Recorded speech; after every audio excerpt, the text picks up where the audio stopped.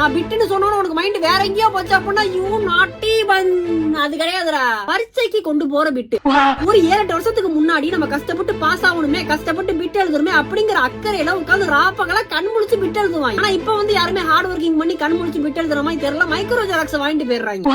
எக்ஸாம்ல உட்காந்து எழுதிக்கிட்டு இருக்கா, பறக்கும் படை பறந்துகிட்டே வராங்க. மைக்ரோ ஜெராக்ஸ் எடுத்தவன் என்ன பண்ணுவான், காசு தானே போகுது எடுத்து தூக்கி போட்டுருவான்டா அப்படின்னு சொல்லிட்டு தூக்கி போட்டுருவான். ஆனா அவன் அப்படி கிடையாது. கண் முழிச்சு ஹார்ட் ஒர்க்கிங் போட்டு எழுதிருக்கா, சும்மா கிடையாது. நீங்க வாங்க செக் பண்ணுங்க. முடிவு பண்ணிட்டேன் பிட் அடிச்சு பாஸ் ஆகணும் அப்படின்ட்டு. பிட் அடிச்சு பாஸ் ஆகிறது என்னுடைய திறமை, உங்களுக்கு திறமை இருந்தா நீங்க கண்டுபிடிச்சுக்கங்க அப்படின்னு விட்டு அவன மாதிரி சும்மா தூக்கி போடுறாம தன் சாவை சட்டை பையில வச்சு எக்ஸாம் ஹால்ல உட்கார்ந்திருப்பான். பிட் அடிப்பது குற்றம். இது இப்ப சிம்பு மோடுக்கு மாறுறேன்.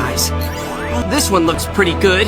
சயின்ஸ் பேப்பர் இருக்கு. ஒரு சயின்டிஸ்ட் அவன் கஷ்டப்பட்டு கண்டுபிடிச்ச விஞ்ஞானத்தை எழுதி ஒரு நோட்ல போட்டிருக்கான். அது வந்து அவன் சயின்டிபிக்கலி கரெக்ட்னு சொல்லி ப்ரூவ் பண்ணி ஒரு தியரமா அவன் உழைப்ப போட்டு ரெடி பண்ணிக்கிட்டு இருக்கான். அவன் கண்டுபிடிச்சத நீங்க நல்லா காப்பி அடிச்சு நீங்க டெக்ஸ்ட் புக்ல போட்டு எங்களை படி படி படின்னு சொல்லி, அப்ப அதுவும் காப்பி தான் தம்பி. என்ன அப்புறம் லூசுமாய் பேசிக்கிட்டு இருக்கீங்க? இங்க பாரு, நான் என்னுடைய தனிப்பட்ட கருத்துக்களை நான் தான் சொல்ல முடியும். புத்தர் எப்படி சொல்றாரோ அதான் புத்தர் சொல்ல முடியும். அதே மாதிரி நான் என்ன சொல்றேன் அதான் என்ன சொல்ல முடியும்.